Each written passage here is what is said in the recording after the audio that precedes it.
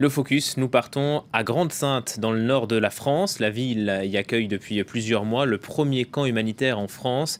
1500 demandeurs d'asile y vivent. Un village où se côtoient structures locales et initiatives citoyennes. Julien Sauvager et Wei Kian se sont rendus sur place. Recycler les invendus des grandes surfaces pour nourrir les plus démunis. C'est le principe du Réchaud, une association qui réunit 10 femmes cuisinières et une trentaine de bénévoles de la région. Tiens, on va se mettre en place sur une chaîne si tu veux. Super. Aujourd'hui, on reçoit la livraison de 5 magasins d'Emmaüs de la récupération alimentaire. Donc ça fait pas mal de marchandises, on s'active tous là pour ranger et traiter ça rapidement. Elles partent dans la cuisine que vous voyez juste derrière pour être traitées, nettoyées. Donc là, je vais vérifier qu'il n'y ait pas de la salade pourrie. Pareil, suspect, donc je les mets de côté. Comme ça, je prends pas de risque. Une cuisine qui se veut solitaire, écologique et idéaliste, comme tout droit sorti d'un restaurant branché de Paris. On voulait un projet éthique qui n'ait pas d'impact négatif ni sur la planète ni sur les gens. En plus, bon, c'est compliqué la viande, il faut que ce soit halal. Et puis le végétarisme, c'est quand même une cuisine qui n'a pas de religion et qui contente tout le monde. Après une matinée de préparation, en route vers le camp pour la distribution. 160 repas pour le midi, en plus de ceux distribués par d'autres associations déjà actives sur place. Range, 25 ans, kurde irakien, habite dans ce camp depuis quelques mois. Il découvre cette cuisine élaborée, très française.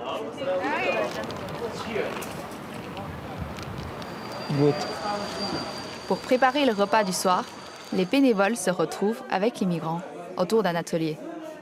L'idée est d'échanger avec eux à travers la cuisine. Peu de migrants se joignent à cet atelier, le succès est assez mitigé. Mais parmi les quelques participants, certains ont déjà une grande expérience en cuisine collective. Goran fait à manger depuis que le camp existe, même avant before in Calais, you were already cooking? Oui. Ouais. Depuis donc 8 months?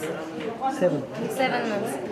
Il cuit tous les jours, il cuisine tous les jours, du matin au soir, pour l'intégralité du camp. À Calais, ils servaient 2-3 000 repas. Ici, ils servent 600 repas tous les jours.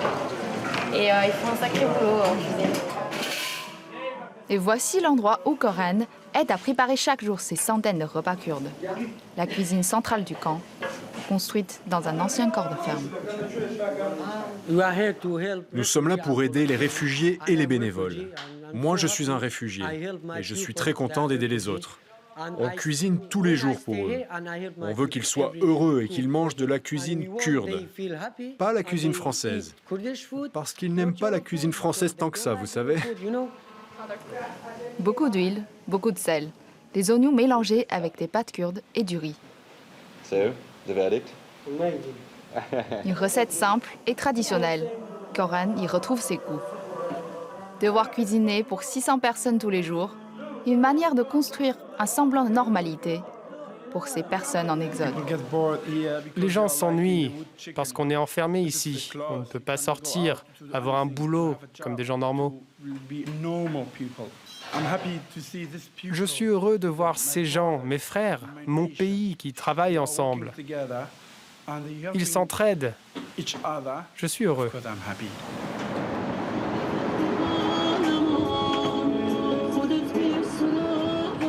1500 personnes, de nombreuses familles avec enfants, vivent dans ce nouveau camp humanitaire près de Dunkerque.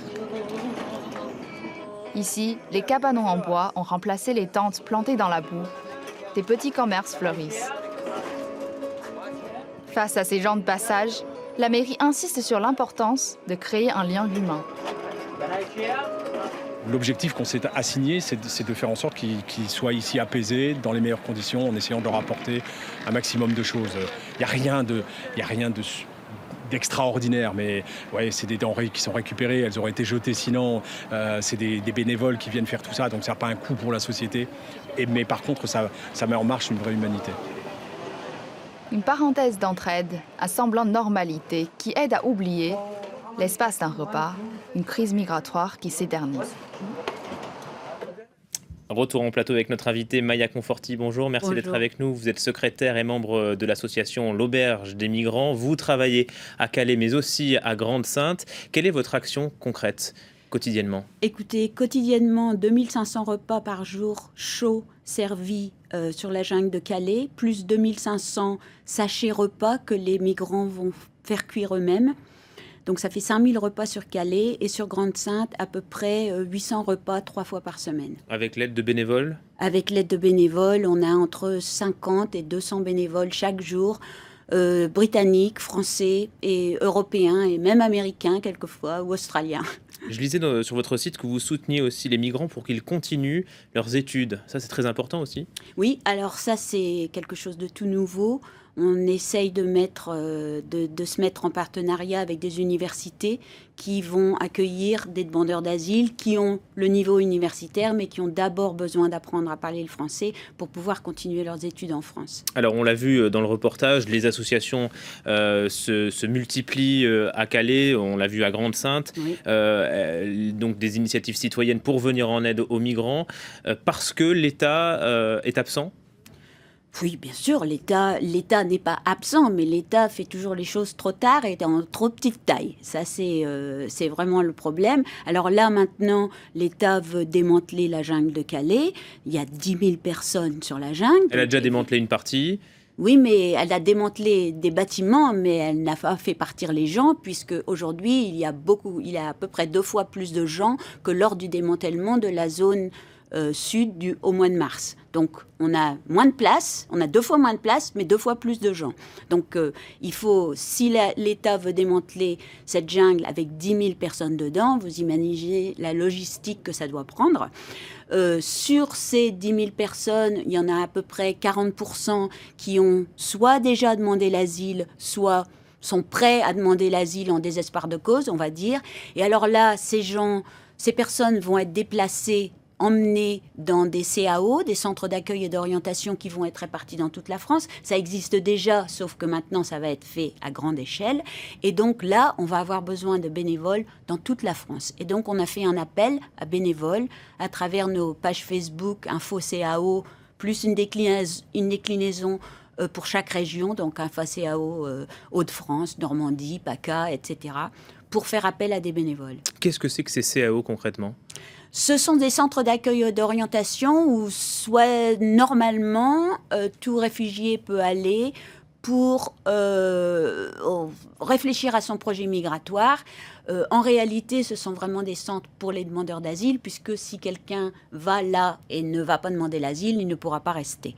Donc c'est vraiment un centre de départ de demande d'asile. Alors des journalistes de l'AFP qui sont à Calais indiquent à l'instant qu'il y a un début de construction d'un mur contre les intrusions de migrants. Ça s'était annoncé ? Oui, ça s'est annoncé il y a 2-3 mois, ça vient de commencer. C'est un mur de 500 mètres de long sur 2 côtés, donc 1 kilomètre en tout, et c'est un mur complètement inutile, qui coûte 2,7 millions, complètement inutile pour la simple raison qu'aujourd'hui, les réfugiés qui essayent de monter dans des camions en allant sur la route pour arrêter des camions, pour aller au Royaume-Uni. Oui, ils ne le font plus à cet endroit-là. Ils ont déménagé déjà sur la 16, là où ils essayent de ralentir les camions. Ce mur est complètement inutile, un gaspillage complet d'argent. C'est payé par la France ou par le Royaume-Uni ? Par le Royaume-Uni. Par le Royaume-Uni. Quelles sont vos relations avec les autorités locales, vous qui êtes constamment sur le terrain, Calais à Grande-Synthe ? Écoutez, on essaye de travailler ensemble, mais c'est pas toujours facile. Et avec les autorités nationales, est-ce que vous êtes reçus ? Est-ce qu'il y a un dialogue ? Écoutez, juste maintenant, dans une demi-heure, commence une réunion avec le ministère du Logement et le ministère de l'Intérieur pour justement discuter du démantèlement. Et on a décidé ce matin de ce qu'on allait demander. Avec la campagne des primaires à droite, on sent qu'il y a une surenchère de la part des candidats contre le déploiement de ces 9000 migrants de Calais. Est-ce que ça vous fait peur ? Oui, évidemment, c'est d'une tristesse infinie de penser qu'il y a tellement de maires et de communes qui montent au créneau en disant on ne veut pas de ces personnes quand on sait très bien de quel pays ils viennent et ils ont besoin d'aide. Donc c'est pour ça que nous, on essaye de contrecarrer ça en créant ce réseau de bénévoles dans toute la France. Alors, notre reportage porté sur Grande-Synthe, c'est le premier camp humanitaire qui a été créé en France. Ça veut dire quoi? Ça veut dire qu'il y a des structures spécifiques? Ça veut dire que les migrants vivent dans des conditions décentes? Ça veut dire qu'ils vivent dans des conditions potables, on va dire, comme un camp de réfugiés. Ils sont dans des cabanes, il y a suffisamment de toilettes, suffisamment de douches, accès à la nourriture. Mais rien à voir avec Calais, c'est ça? Rien à voir avec Calais, non, parce qu'à Calais, il y a pas, ça n'est pas un camp de réfugiés, ça n'est pas aux normes internationales. Les gens sont dans des cabanes, mais surtout dans des tentes maintenant. Il y a moins de toilettes, il y a pas suffisamment d'accès aux douches, etc., etc. Et surtout, il n'y a pas le bon vouloir du maire. Oui. On a une maire qui n'est pas aussi ouverte à la présence de réfugiés que l'est Damien Carême, qui a fait du très bon travail. Merci beaucoup Maya Conforti, secrétaire et membre de l'Auberge des Migrants. J'invite les téléspectateurs à aller jeter un coup d'œil sur votre site internet, donc l'Auberge des Migrants. Merci beaucoup pour vos réponses à nos questions de ce focus. Tout de suite, c'est le journal de 14h30.